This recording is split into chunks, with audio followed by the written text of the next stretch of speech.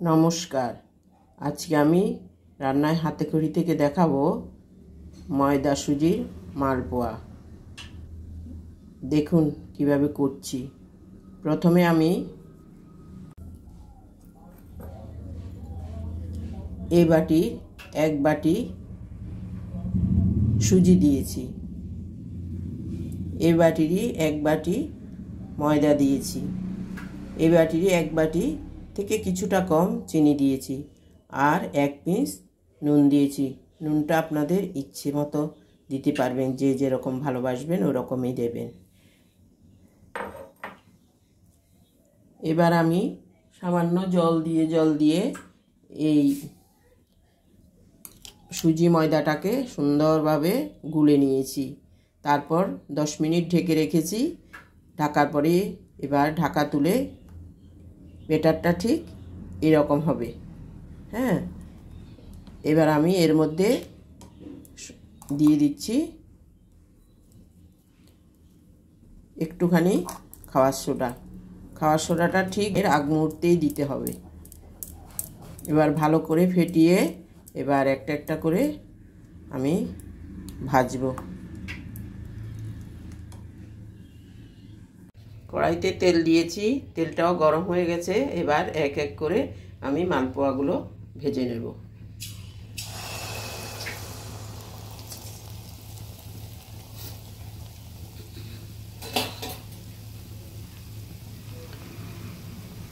কিছুটা হলে তারপরে আমি একটু একটু করে তেল তুলে দেব।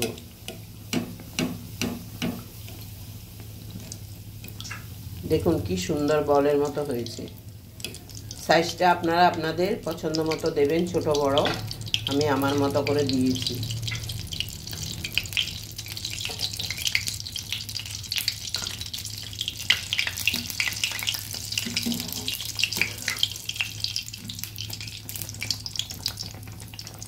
উল্টে দিলাম।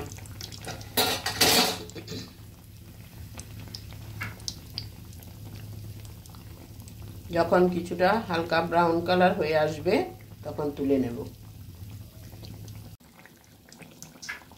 একদম হয়ে গেছে। এবার আমি তুলে নেব।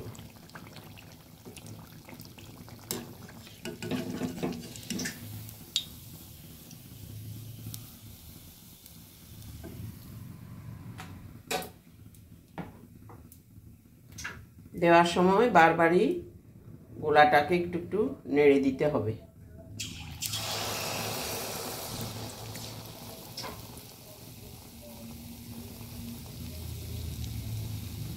এভাবে পরপর আমি সবগুলো ভেজে নেব।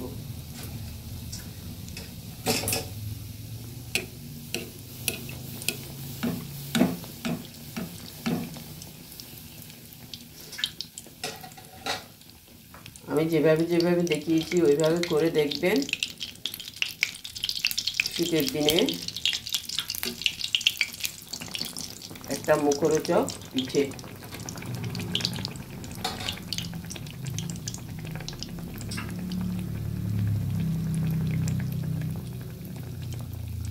এভাবে আমি সবগুলো করে নেব।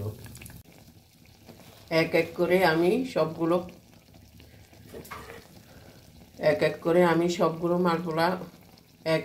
আমি সবগুলো মালপোয়া ভেজে তুলে নিয়েছি। দেখুন কি সুন্দর হয়েছে, ফুলো ফুলো।